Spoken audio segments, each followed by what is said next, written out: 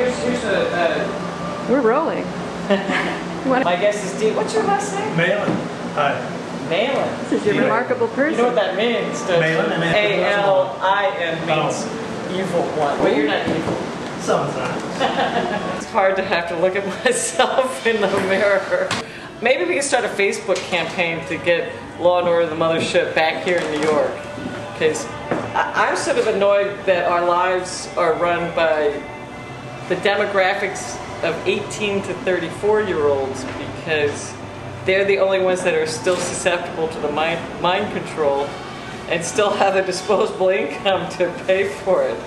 So there you go. They don't realize what power they have, so maybe they just don't rise up and resist. And then I went to a one Just of the. a second, let's get a professional opinion. Action. What did she do? Look at that action. Yeah, we gotta soften this up. And then I went To minimize it, get some nice texture going on. kind of an okay look to have it kind of. So no more cutting yourself, okay?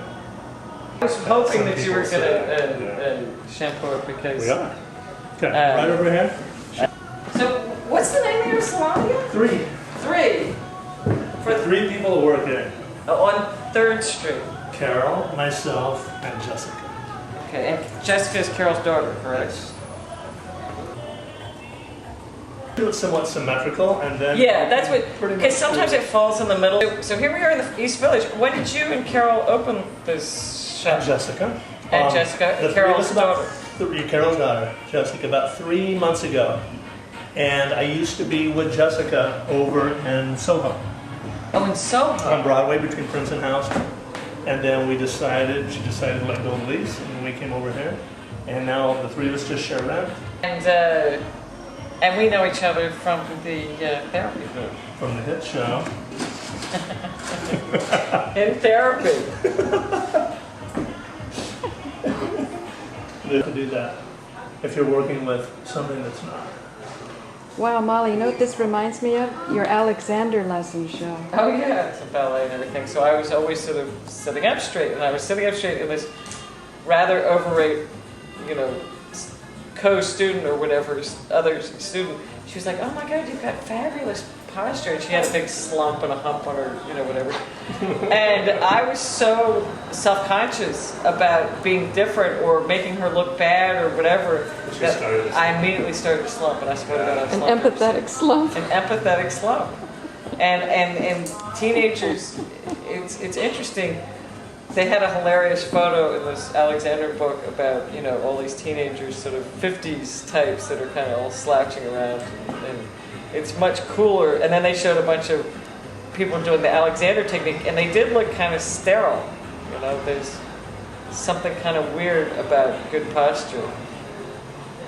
I have a trainer that I work out with, and he's always telling me to put my shoulders back. And I put my shoulders back when I'm working out, but it always seems, I don't know, it doesn't feel quite right sometimes. Yeah. It feels sort of awkward. So she said, she's a yoga instructor, and she Yes. says it's not necessarily your shoulders, it's pulling your sternum up. Yes. So if you're putting your sternum up, then your shoulders automatically go back. Well, and another thing a yoga teacher told me is that we have a tendency to protect our heart. So that if you think about opening your heart and your heart chakra, then it'll come from there, and so that The sternum thing worked for me because I understood, well, that's the presence thing right. in ballet. That's where your presence is. But sometimes you can have was a ballet. right, but you can have a false presence, right? This sort of persona that you hide behind. They got in good posture. I feel arrogant. Well, there's an element to that. That's kind of when I started slumping because this poor girl that was overweight and had a big. Being arrogant in front of her? Yeah, because I've been accused of being She was arrogant. being left out. I have a tendency to be overconfident sometimes. I still say hairdresser. It's kind of old school, but that's what I say. Yeah, hairdresser. He's to be a hair technician or No, that's not. I'm a hairdresser. We were in the group. I said, "Well, what should I do with my hair, or how does my hair look intuitively without even knowing that you were a hairdresser?" Really? Yeah, I You mean, just felt the yes. energy. You didn't know what I was. No, and I said, you know, I was. We just run up to any old person. Well, I was just looking for. That's part of our issues. I was just looking for somebody directing it, right? And I was quote unquote her intern. You know, it was just any excuse to get on a set. And one of the actors, like, I was standing by crash service, you know, and comes up to me and he goes, "Well, what do you think of this?" You know, he was doing some bit of business. And I'm like, "Oh yeah, that looks pretty good." And my friend comes up to me later, she goes, "Do not talk to the actors, that is my job." You know? Yeah, that was a particularly evil shoot. Yeah, and softening this up. Okay. I need an Just cut softener. so straight across. Well, sorry. And you've got lots of hair, so when you do that, it's just like double whammy. You know, just to be soft. Softer. I need all the softening I can. My mother wanted me to cut my hair short, like it was when in my 20s. And I'm like, Mom, you know, people think I'm a lesbian anyway because of my voice. You know, I don't need the short hair to go along with it. You know, not that there's anything wrong with that. You know, but it's bad to just like fit the profile if you don't want to do the lifestyle. You know, and I'm an electrician, which is a masculine job. But, you know, it's What's it like on the job these days? Me? Yeah. Do you get respect as a woman? You know, it's case by case basis. You know, some guys are fine with it. You know, other people. Sometimes I get over respect, especially from like women producers. There was a woman producer on this other job in Philly. And You mean to be PC?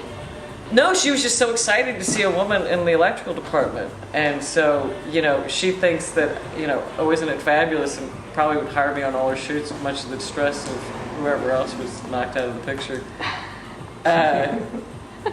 So I would rather have it where, you know, I work with a bunch of guys and I get called because they like working with me. You know, it's like the best boy that called me on this job, I worked with him on Law and Order, and I kind of got in that job because of my brother. Well, you know, this guy called me particularly because he liked working with me regardless of my brother being on the shoot. So that makes me feel like, you know, I'm being hired on merit, you know, and compatibility, not just on nepotism and seniority, so to speak. I don't think your viewers know what you do yet.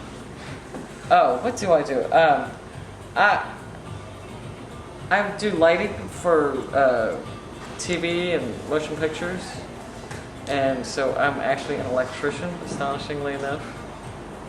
And Sometimes you're in Manhattan and sometimes Philly. I'm based I'm based in Philly, but the Philly Union is also part of the New York Union, and so I'm able to work in New York as a local, so to speak. So it means I got a big bar and steal someplace to live.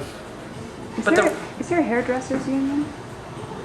Well, I think that in order to You have to have a license. no, but on movies, I think you had to. Oh, there is. Molly, what do you love about the East Village?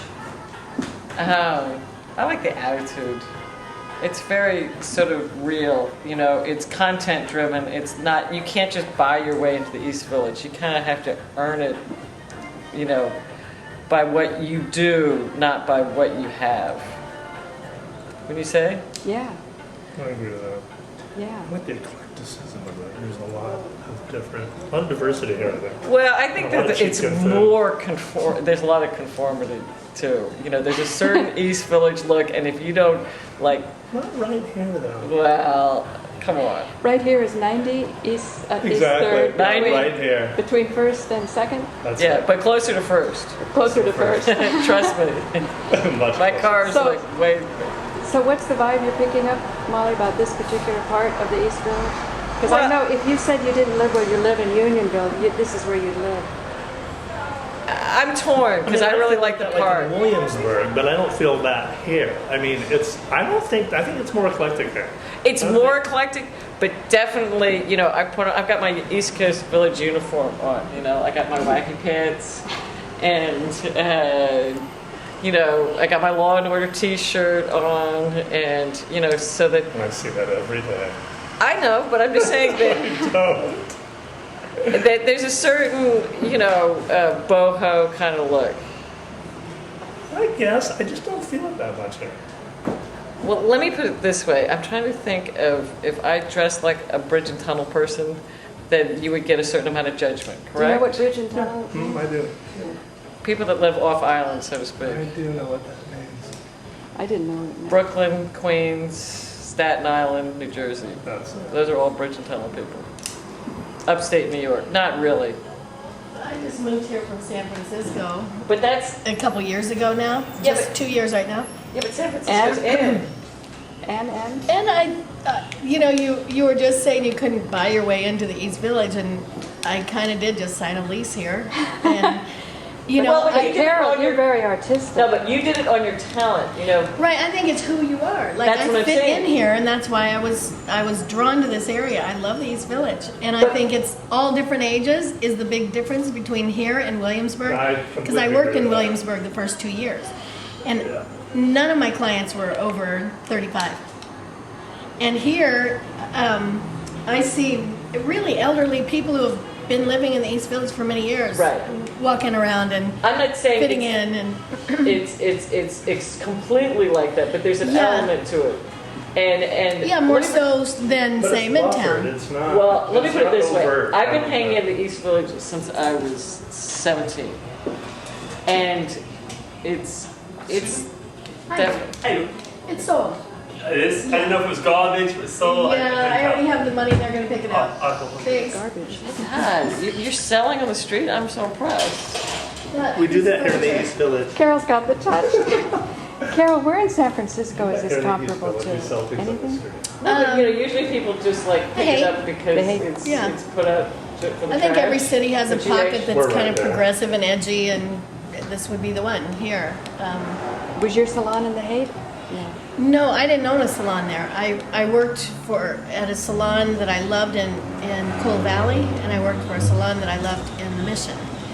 The Haight is more, I don't know, young, and it's like the hippies that are grown up now and their kids, and they're just kind of free spirits. And you see the streets lined with people sitting on the sidewalk, but they're not homeless. They're just sitting around. Right. Do they take more liberties with their hair? Like Frank Lloyd Wright used to say, there's nothing more scared than $1 million than $2 million. In other words, the client Not in the has... Haight. No, I know what you're saying. Not in the Haight. In the Haight, there's not, there's no money. Uh-huh. I mean, there's money, but not, the young people aren't spending money. They're coloring their own hair and it looks crazy. It's not beautiful and edgy, it's just Right. kind of, So where do you go to get clients that like beautiful and edgy in San Francisco? well, they end up in the right chair, Uh-huh. Like I had some really fun clients there. And I think I'm finding my really fun clients here Oh, that's great. too. Yeah. If you came down here without like a feel for it and just Right. I've always gravitated toward pockets in cities that are like this. In Indianapolis, it's called Broad Ripple. In San Francisco, it's called the Haight. Here, I think it's the East Village. And I always gravitate toward that side. Right. My clients end up being younger and crazier. Jessica's, my daughter, does beautiful work, but she does more... More conservative than you? Well, more conservative than me. Not that I can't do conservative work, Isn't that and not that something? she can't do Edgy. edgy, crazy, Right.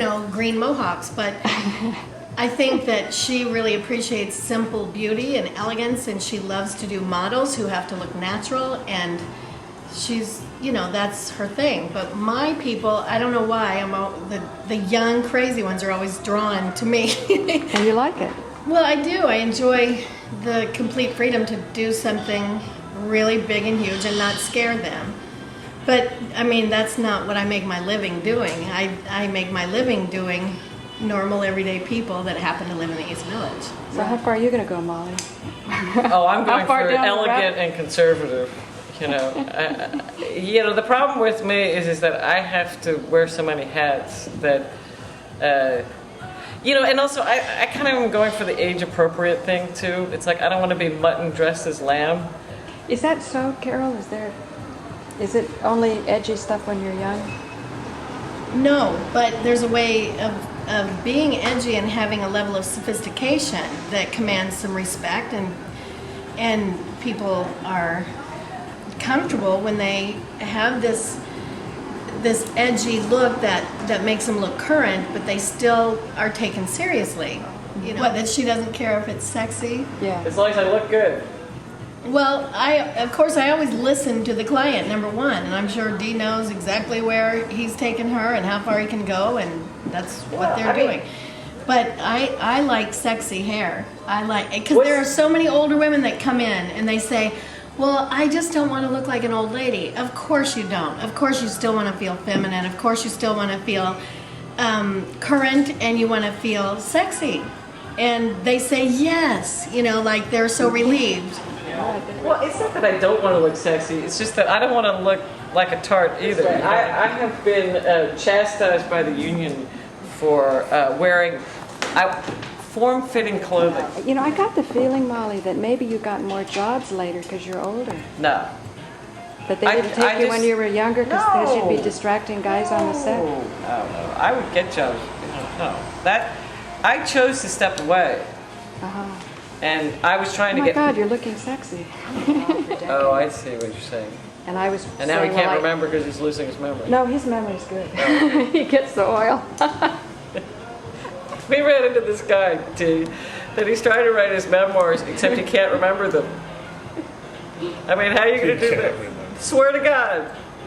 Swear And to God. meanwhile, it looks as though the cannabis oil is very good for Memory loss? neurological issues.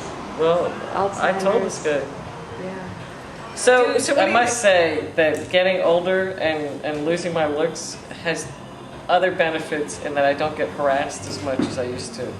It was really annoying, you know. I mean, good news You found is it annoying?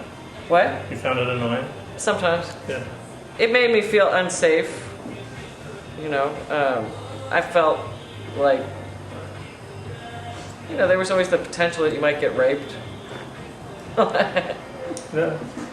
And especially in foreign countries, especially when I lived in France, the North Africans, you know, they're Muslims, so they just have a wacky attitude about white Western women, you know, that we're all hookers and should be exploited, or I don't know, you know what I mean?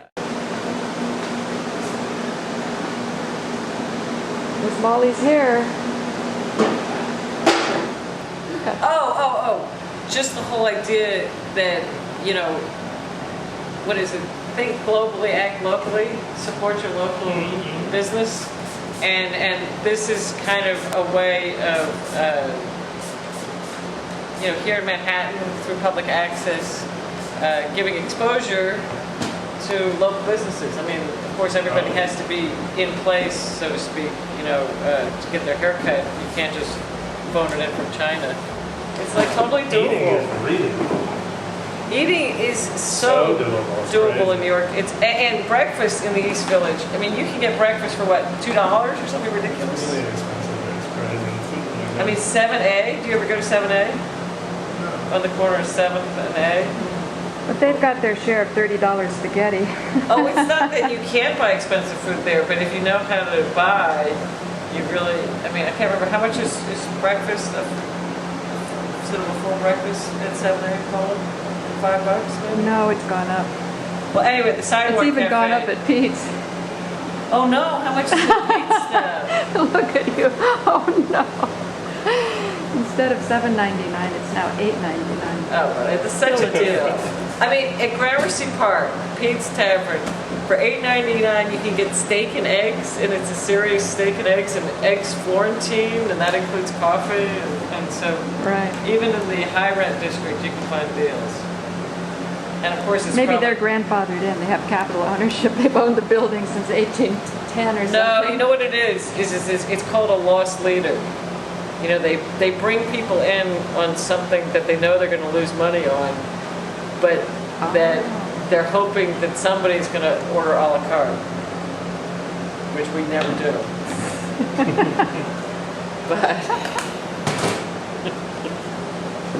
some people do.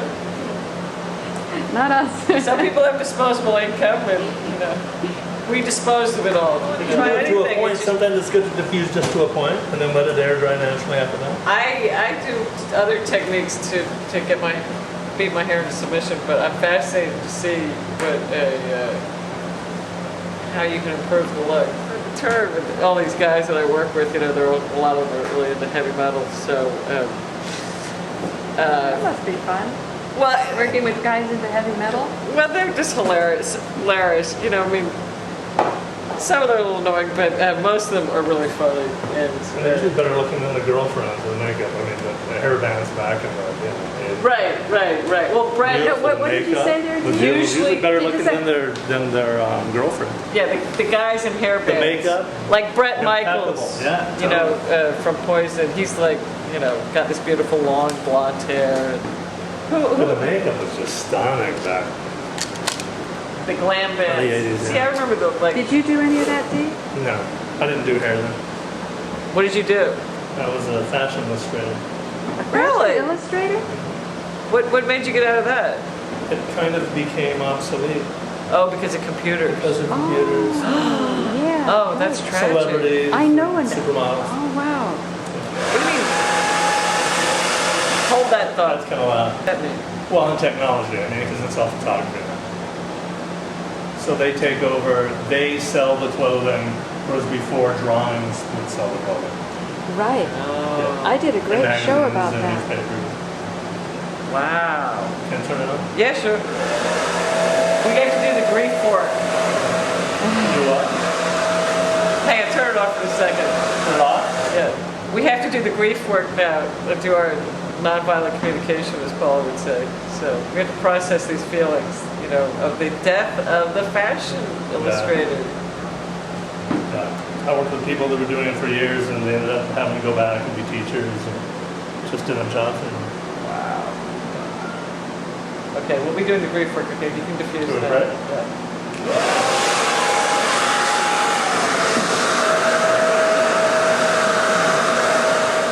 That's not really done anymore, this reporting on what the designers are showing. But maybe in Women's Wear Daily, too, when I was a young woman Women's in New Wear York. Daily as well? Wow. It's so vast, things that are covered. There's so much information, it's almost too much. Yeah. I just follow one or two fashion critics that write so well and with great interest. First of all, San Francisco was not the fashion No. capital of the world. No. And there were very few original designers here, but they got the designers' models, collections, and that's what we would cover and I would sketch. You must have known Cyril Magnon? Did Yeah. you? Yeah, I just found a real old book. I think he signed it too in an old bookshop in Alameda. Really? About his life. We loved going to those stores. We Yeah. couldn't afford anything, but Joseph Magnon's over on Bancroft, and Yeah. he was quite creative. And they He was a very debonair kind of gentleman who probably had many much younger women in his life. Oh, he said, "Women just love me." He writes in this book with no hesitations about his healthy ego. I never knew whether was he married. I think he was. Oh yeah. But I was telling my sister just as we were walking down the block how rare sketching ability is, or the talent. Even a lot of the designers aren't sketching that much anymore. And maybe the computer, I'm not sure. I went to Yves Saint Laurent, the Yves Saint Laurent show at the De Young quite a few times, primarily to look at the sketching. It's incredible. I Yeah. loved it. They talked about Joseph Magnon having a very particular, they didn't exactly use the word commercial, or maybe they did style of illustration, by the way. It Oh, was very different. much Yeah. for the young Yes. crowd, Yes. and much cheaper than That- high magnets. Yes. Yeah. But I was telling my sister just as we were walking down the block how rare sketching ability is, or the talent. Even a lot of the designers aren't sketching that much anymore. And maybe the computer, I'm not sure. I I went to the Yves Saint Laurent show at the De Young quite a few times, primarily to look at the sketching. It's incredible. I loved it. So, to me, the article, you had, I know you did it as part of many things or to support yourself in the fine arts, but it was so great. And there was a whimsy, but it just has all the elements. Well, that's my style. I'll show you something else that. Well, these people, you probably knew of him. Gleason. Yes. Ralph Gleason. Gleason. Oh, he was wonderful. He did the jazz reviews. Yes, and Phil Elwood I knew pretty well. Who? Phil Elwood. He wrote for the Examiner. He's wonderful. And I took classes. This one became a Black Panther and changed his name to Baraka, I think. Leroy Jones was his name. This one you may know of. That's Kenneth Redcross. No, I think Ralph Gleason is the only one I know there. This is a jazz writer. Great drawings. Two black writers. That's Ossie Davis, the actor. I love pen and ink. So there are more writers. Yeah. Oh, sure, Ginsberg. I mean, I know him. Okay. Did you enjoy doing these? Yeah. Yeah, I Very could tell. much. Well, my father flies, or he flew. Yeah. A lot. Well, this is interesting because it's in the 60s, and there was a guy in Israel who had a plane. He called it the Peace Plane, and he thought he had a mission to fly into Egypt and make peace, or maybe in some other Arab country. And then the editor at the time was named Stanley Arnold. I don't know if you remember that. And he would choose one. Oh, that's so nice. Do you have any of these? This one, I don't have any, but this is in the article. So much detail out of that. How did they? Wow. Did you have an original? Inside the skirt and all over, I had little sketches of Paris, also San Francisco. But you can't see it in the newspaper. There. You don't see them here, but you see them here? Unfortunately, I don't have that. I love yellow, so I was very This I could show you a better print up. Yeah.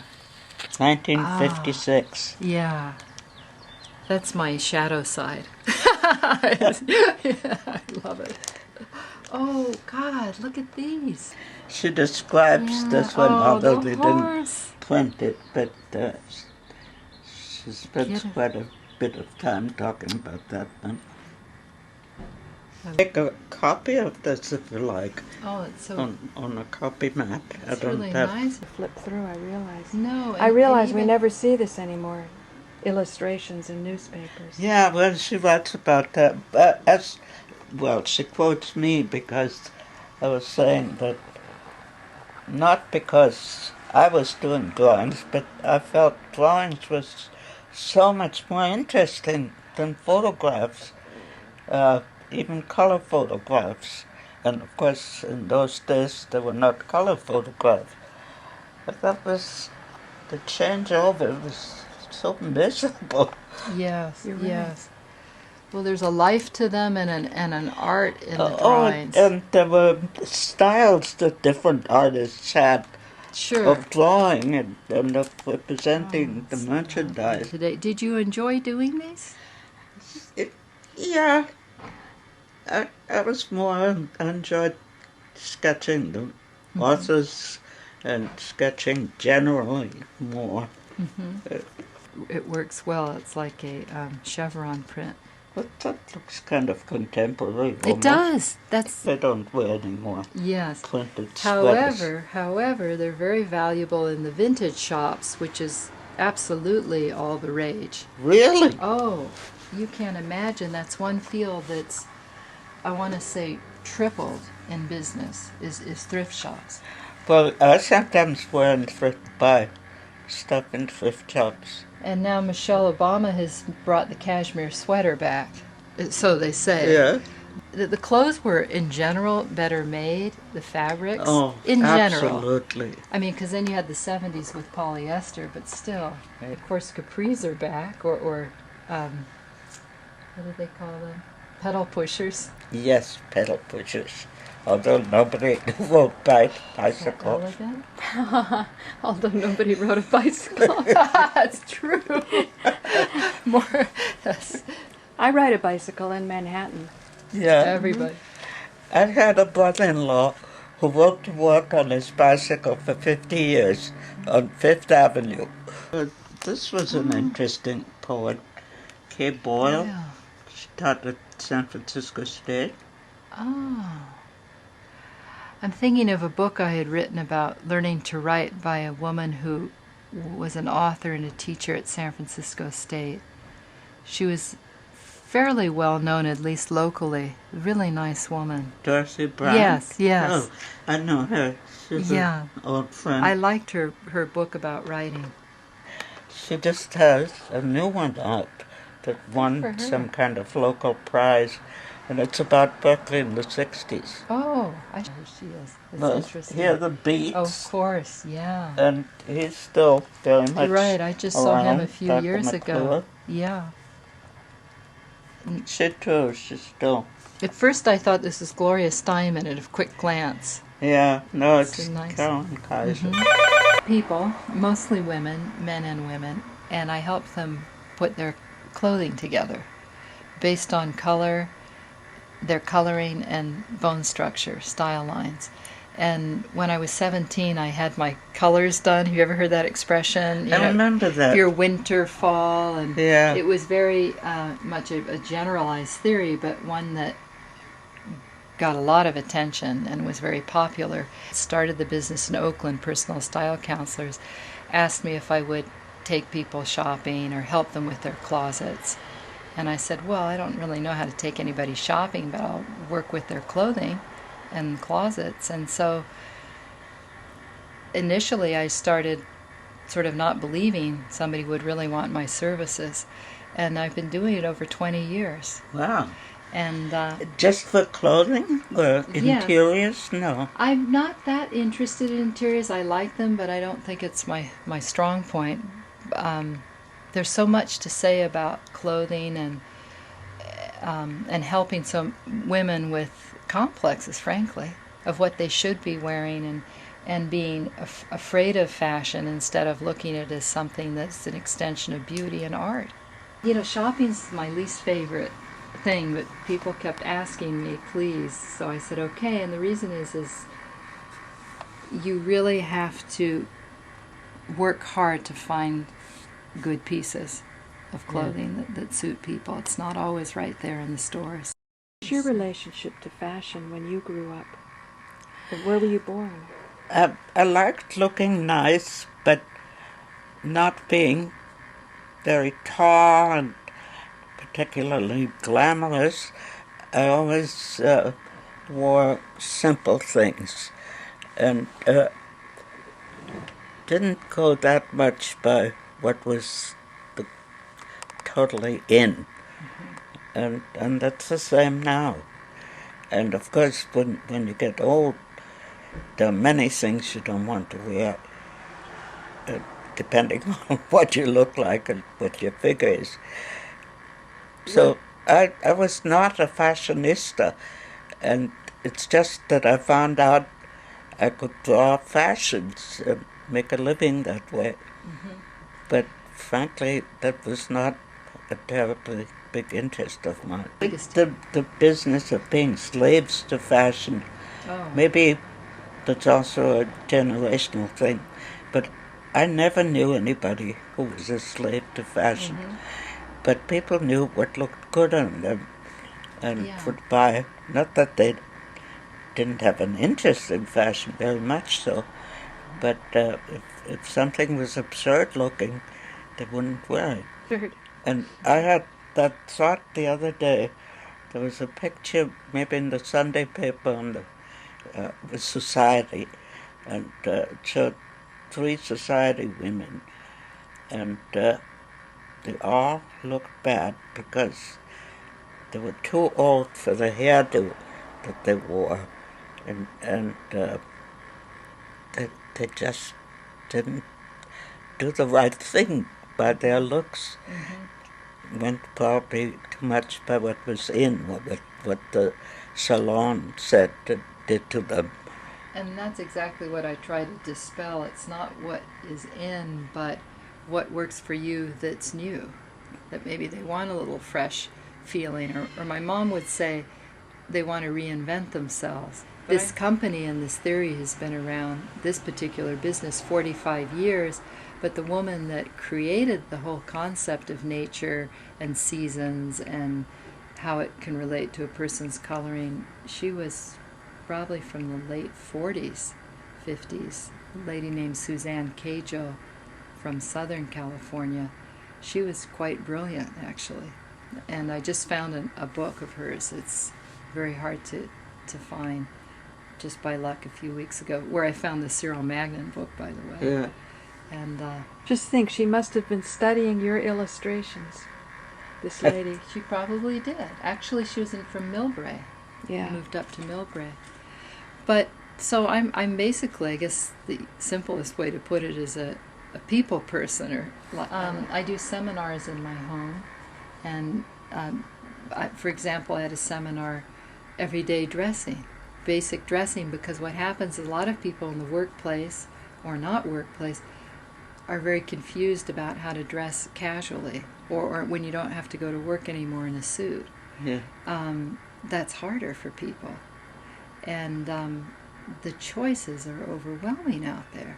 You know, from the pedal pushers are back to when are jeans just too informal or not.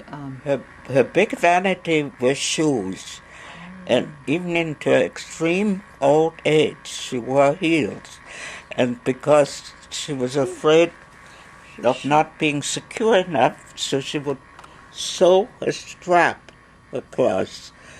Probably it was elastic. And I remember, even before she got old, she always had a strap, high heels, and walked a lot and stood a lot. She was in good health and was a businesswoman, but she always wore heels. What was her business?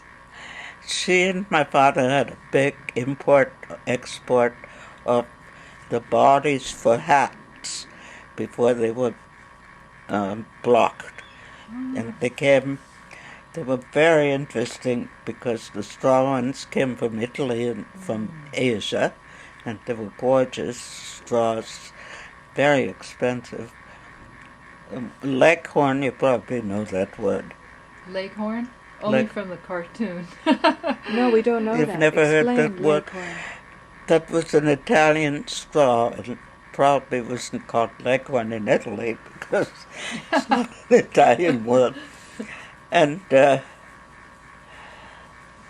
sisal, is that familiar? Yes, That word? sisal. Yeah. And Panama hats, of course. But they also had wonderful colors in felt bodies, because before they get blocked on a hot block, that's the military's work.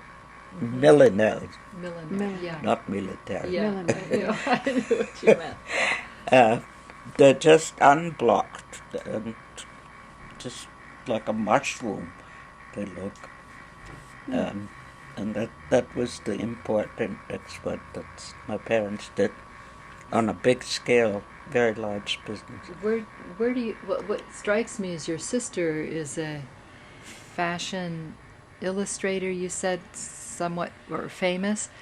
Isn't it interesting that you both had the talent? And did it have anything to do with your parents? Well, Or your influence? that was not accidental, because when I was young, she's my older sister, by 7 years older, I looked up to her, and then we had to flee from the Nazis, and so that probably wouldn't have been my career if I had stayed where I was growing up. But Where were you growing up? in Vienna. In Vienna, right. Oklahoma. And that seemed a logical way to make a living once I was in the States. And it did make a living for me. But something that's interesting in the art sense is that if you can draw everything. You can draw kitchen appliances and persons and landscape. And this is what I found out, because I wasn't particularly interested in doing fashions, but I felt as though I could do it. What's your passion in terms of Oh, fine arts? people, faces, and portraits, and also nudes that have a lot of life drawing from years of life drawing groups that are good with. Did you know a teacher named Helmut Schmidt? Yeah. Helmut Schmidt. I don't think he was famous or anything, but I took life drawing from him at Merritt College in the 70s, and I loved those classes. Schmidt? Schmidt. We had a Schmidt Very handsome. I had a crush on him, Yeah. but he just smoked, and he was a good teacher, actually. He really was. But I loved life drawing. Yeah. Again, I didn't particularly have the talent, but I tried my best. I really did. I loved the gestures. CCSC before it was CCA. I did. I didn't go there, That's but where I I had taught friends. for so long. I was mentioning that too to Yeah. Paula as we're coming up Yeah. the street. No, we Yeah. had a Schmidt, but he was not teaching art. He was teaching philosophy. And I remember Helmut Schmidt had said in the first day of life drawing, this is a craft, not an art. And I don't know that I completely agree with that. he said that? Yeah. That's not true. Good. I'm glad you agreed, because I was just so surprised, and I don't know if... No, he did say that generally. But you know, where you're looking at foreshortening and the techniques, that gets technical. But the That's one way feeling- of teaching it, but Yeah. that doesn't mean it's not an art. I feel it's so ridiculous. relieved you said Look at that. I don't know the why old all these masters years. and their wonderful drawings. Yeah. Yeah. Anyway, she saved her life and my oldest sister's life. We're 4 sisters, no brothers. And then came to New York with not a penny to her name and began doing fashion illustrations. And she became very well known. She did illustrations for the New York Times magazine section. And eventually she developed a really big reputation for beautiful faces, for perfume ads and hands and big names. I don't remember all the Chanel? companies that she worked for. Chanel or What's the name? Chanel? Chirac? What do you Chanel? think perfume names? Is Tattoo. Lancôme, is that her name? Lancôme. Lancôme was one of her accounts. And then many French names I remember floating around the house always. But Yes. What was her name? Your sister? Nadia, well, after she came back from being saved from the Nazis, she had a new name because she had false papers to be able to flee. And her name became Juana Merino. That's how still they know her? a name that she uses. That was her name that she became famous under? Yeah. Oh. She was a fine arts painter, painted many portraits and nudes. She went to the Art Students League, you probably know, in New York. I went there too when I first arrived in New York. Venerable, old, out of fashion, totally art school on 54th Street, life drawing class, and he sat next to me, and I looked, and it was Dali, Salvador Dali. Oh, that little rascal. And he took out a matchbook, the paper matches, and drew on the inside a foot. And then he left again. Nobody noticed. Oh, isn't it? A double spread of fashions for 17 magazine. I have it I somewhere. was just going to ask you, yeah. How old were you then? Oh, I was over 20. And did people know that it was your sister? Because you had different names. Oh, later on? No, I don't understand your question. Did it help that your sister Oh, was did it famous? help? Oh, sure, yes. Really? Yeah. But what I'm working up to is that all her life she was successful as an illustrator, what they called commercial art, which was sort of a put down, what you would call that, and not successful as a fine arts painter. And in her 95th year, 2 years ago, she was discovered by a gallery through a friend, a gallery in Delaware, and the man came to her apartment, looked at her work, and said he wanted to take them all to his gallery. And some were just out and out fine arts paintings. Some were sort of in between illustrations and fine arts. And he took a lot of her work. He gave her a very, very gala opening over a whole weekend with lots of publicity. That's what I was looking for. And if I don't find it, I'll mail it to you. Or you come back. Come back. So close. Yeah. Are you staying a while? Yeah. Our mother, Hella lives here. Yeah, I know I'm the that. only one in New York. And you live in New York? Yeah. That's what I'm asking, if you're staying a while here. Yes, I'll be here one more week. Oh, good. Yeah. 1 more week? Only. That's not a while. I know. But I come back because my mother's here. Yeah. So I've come here often. Our mother's... Are you working in New York? I have a public access television show, and then I'm also Wow. trying to create an internet protocol television station with channels of producers that are not often seen in the mainstream. That's my dream. That's my Do you heart. know people at the, I think she's at the children's programs. Oh, yeah, Sesame producer. Street and... Her name is Melinda, a Russian name. She's married but just divorced from my nephew, but she didn't take his name. Oh. Does it sound familiar? No, I wouldn't know. But where's your sister today? In New York. Oh, she's in She's New York. 97 now. Uh-huh. Anyway, I'll just continue. The show was a huge success. She went there and looked terrific. I just found a picture from that show. She looked terrific.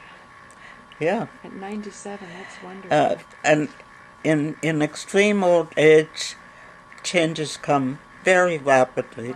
And even 2 years ago, and now it's a world of difference.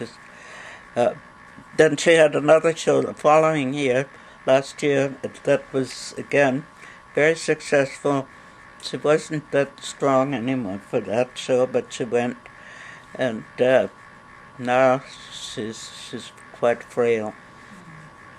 Still alive. Was she happy Yes. that she was recognized in fine art? Very, and also she sold all the work, and that's the first time that she made a great deal of money on fine arts, because her big sales were always commercial art. It took so long, huh? It took so many years. Yeah, well, her paintings were out of date. The art world has so changed in the last 50 years, I suppose you could say, that it's just a world of difference. And academic painters unless I don't know of one who's still being talked about and written about. You know, and it also inspired me in this article is there's just a few lines about your mother starting painting at 60. Yeah. And my good friend and I were There's just... two of her paintings, and that boat one is her painting. I enjoyed them immediately coming in.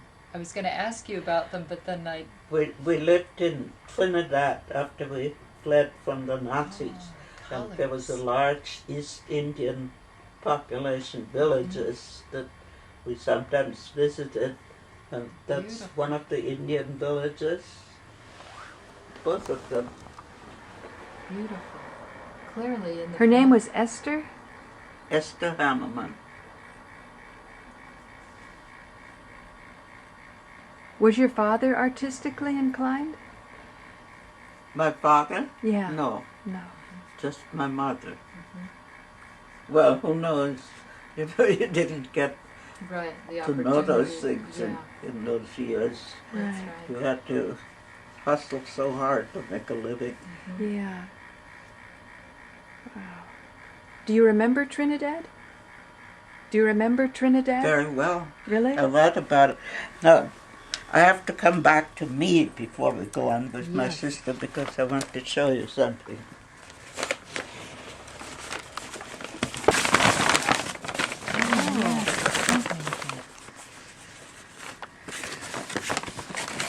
This is a book that has 34 etchings in it, and it's a memoir. Wow. And it was bound like this by two graduate students from CCA who are book artists. At least one is both a book artist and a fine printer, and the other one, well, they both are. So Nice calligraphy. there's text, and she said it. I think it's letterpress printing. And here are the etchings.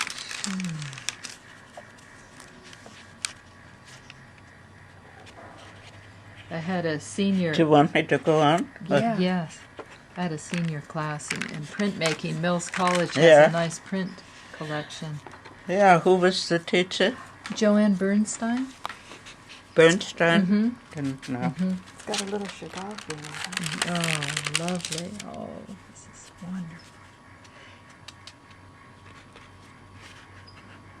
Is this going to be published? Well, I Is there- published a paperback version of it Right. on Sunday. Oh, this Sunday? Yeah. Oh, can we come? Yes, do you want to come? Oh, I would love to. I'll give you an invitation. Wonderful. It's with a gorgeous garden. It's a friend of mine.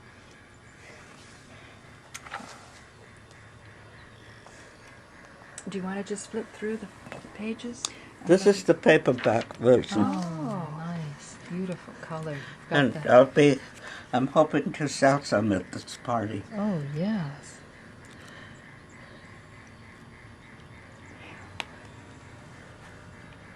In conclusion, what would you say about your life here in America, and what would you tell an artistic person, young person?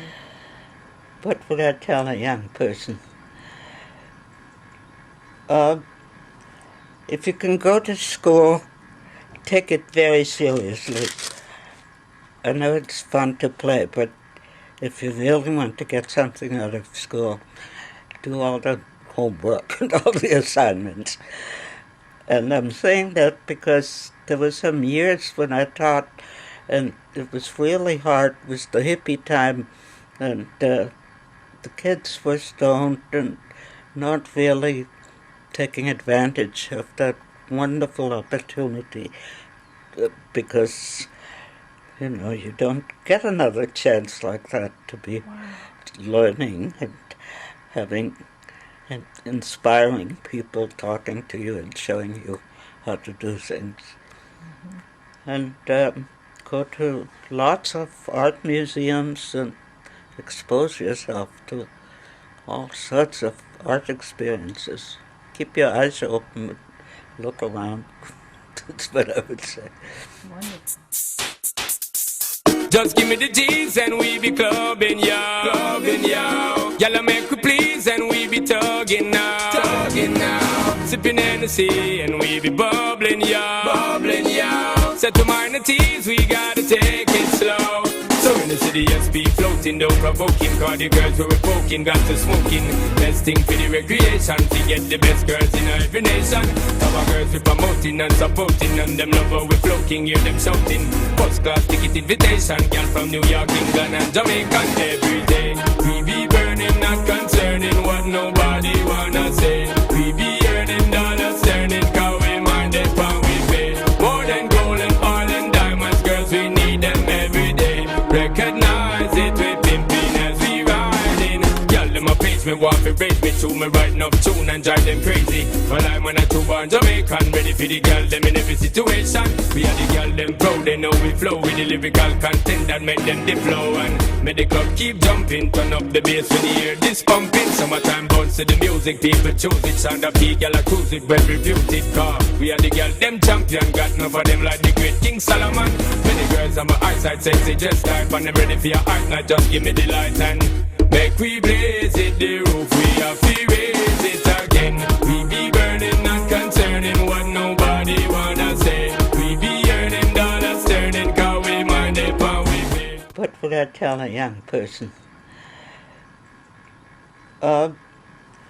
If you can go to school, take it very seriously. I know it's fun to play, but if you really want to get something out of school, do all the homework and all the assignments. And I'm saying that because there were some years when I taught, and it was really hard. It was the hippie time, and the kids were stoned and not really taking advantage of that wonderful opportunity because, you know, you don't get another chance like that to be learning and having and inspiring people talking to you and showing you how to do things. And go to lots of art museums and expose yourself to all sorts of art experiences. Keep your eyes open, look around. That's what I would say. Wonderful. Girls on my eyesight sexy, just type, and I'm ready for your art, now just give me the light and make we blaze it, the roof, we have to raise it again. We